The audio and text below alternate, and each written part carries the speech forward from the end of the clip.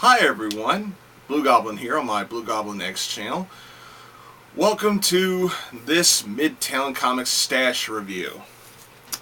Got a pile of books here to talk about, and these books are not exactly new, so forgive me if these reviews seem a little late. Let's just go ahead and start with DC and Dynamite. Wonder Woman 77 meets the Bionic Woman.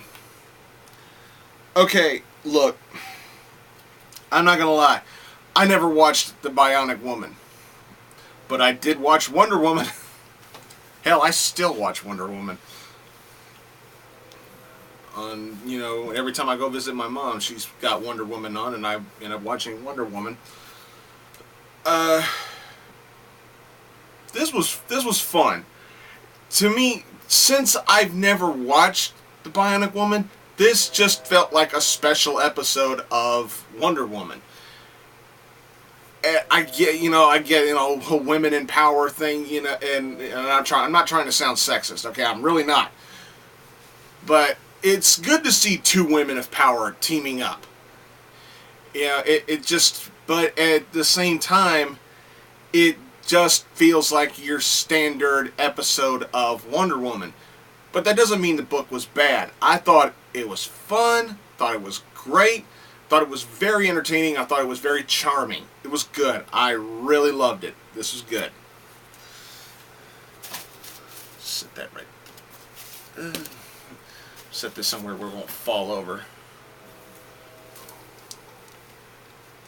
Okay. Move on to Inhumans vs. X-Men issue 0. I told you these reviews are going to look late. Now, my bro Chris, the Mount Vernon kid, he sends me these books from Midtown Comics. And he understands I'm not buying this main story. But, reading the tie-ins that are in books I already collect, I'm getting the gist of what's going on. And coming off that Death of X storyline, I kind of knew where this was going, and this was like the beginning of the seeds being planted.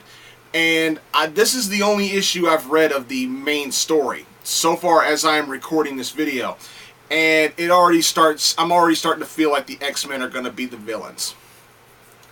Now, based on the tie-ins that I've read, I'm getting the gist of things that are going on, but if my bro wants to keep sending me the issues of the main story, then I'm surely going to check them out. But as a beginning, I thought this was good. I thought it was very well handled, very well executed. Charles Soule did a good job with the writing. Good stuff.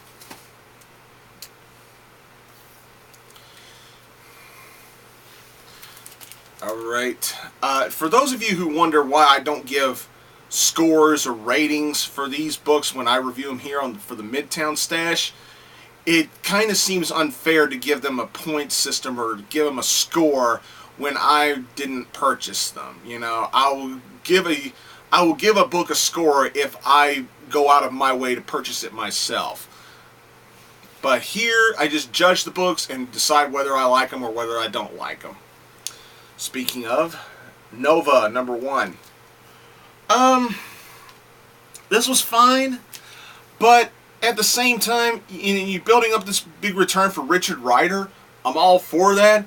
But the Sam stuff, it just seemed a little too cartoony, a little too Ultimate Spider-Man, cartoon-wise for me. And it just felt really, really silly, and it just didn't look right for me. You look at the Nova Corps, Nova, it's like Marvel's equivalent of Green Lantern. And, you don't want to get too silly. Excuse me, with this character, and I just thought I just thought Marvel went a little too far on the silliness. The whole nightmare come to life of being in front of your friends from school in your underwear and all that stuff. That was just, I didn't laugh at it because it was just so cliche. But the stuff with Richard Rider, that stuff is interesting. I'm interested in that. But the stuff with Sam, I really couldn't care less about it. That's just me.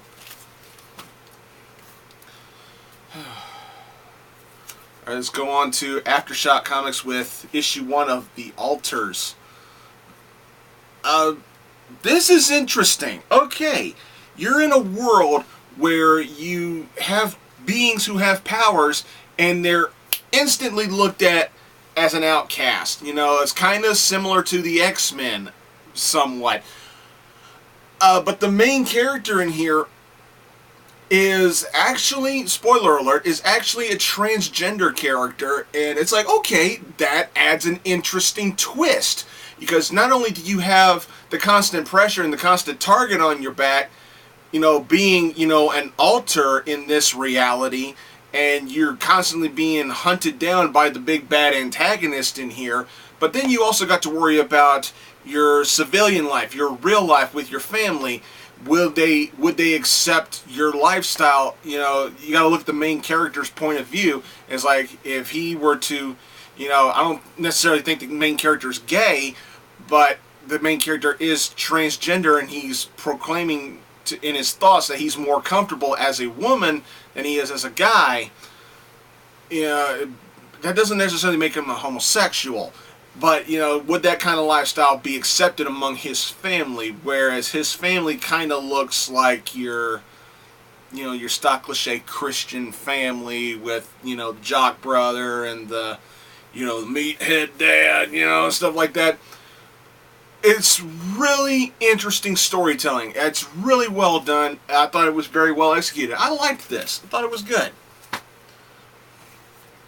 Let's move on to Moonstone with Foxy Lady, Foxy B Investigations. I thought this was alright. I thought it was fine. I like the whole black and white noir style of look to it and everything. I thought that was cool. That's pretty much it. I mean, I thought it was a pretty good, like, old school style, modern style take on, you know, classic detective style storytelling in here. I just looked at it as it is, and I just thought, it was alright. It was alright. I liked it. Now it's for the big Archie stack. I'm going to try to review these as a bundle. Issues 1 and 2 of Betty and Veronica. Ooh, damn. Adam Hughes.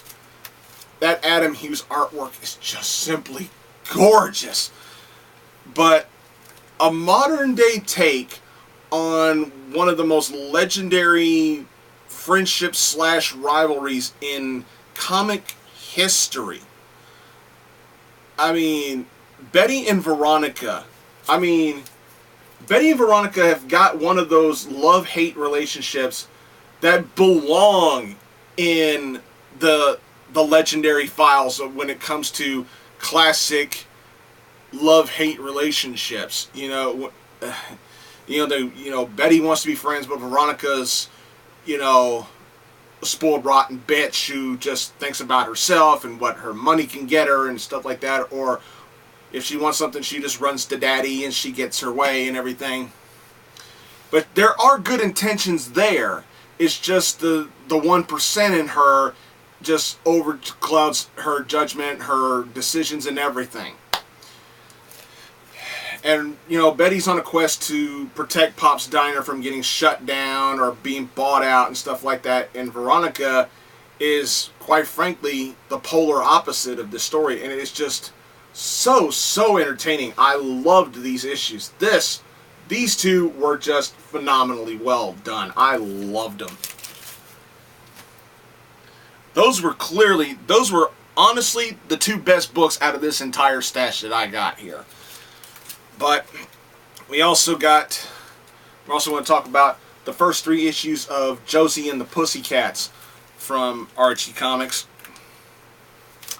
Oh yeah, this was also very entertaining. It has the same charm that, you know, here's issue 1, issue 2, and issue 3.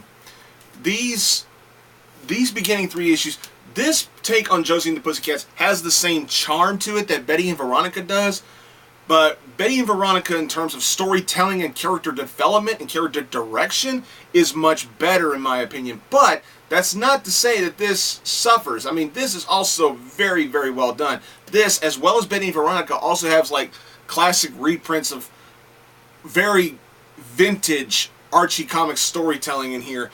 Yeah, it's just so well executed and so well paced and so well done. The artwork is good. The writing is solid. It is just pure, simple, just drive your imagination wild fun. It is just simply fun. And it really does feel like old school comic storytelling style in a modern world. It is just so well executed. But as I said, Betty and Veronica has done much better in terms of writing, but Josie and the Pussycats I still think would be worth your time. This was really good stuff. Yeah, if my bro happens to be watching, if you want to keep sending me Josie and the Pussycats and Betty and Veronica, I'm all for it. That was good stuff. And the Inhumans versus X-Men stuff was good. That was just a good stash. Really well done. The writing was solid, and I had fun reading those books. Especially the Betty and Veronica stuff. Alright, that's it for this stash, everybody. And also another shout out to Chris. I'm sorry it took me so long to get this done. I still got another stash to go. But big thanks to Chris, and big thanks to Midtown Comics for, sending me these. Thanks for watching, everybody. Please subscribe if you haven't done it already. Don't forget my main channel, Blugoblin01, as well as Arkham Asylum Studio. Show the Mount Vernon kid some love. He's, show him some love and respect because, god damn it, he's earned it. Thanks for watching, everybody, and I'll see y'all later.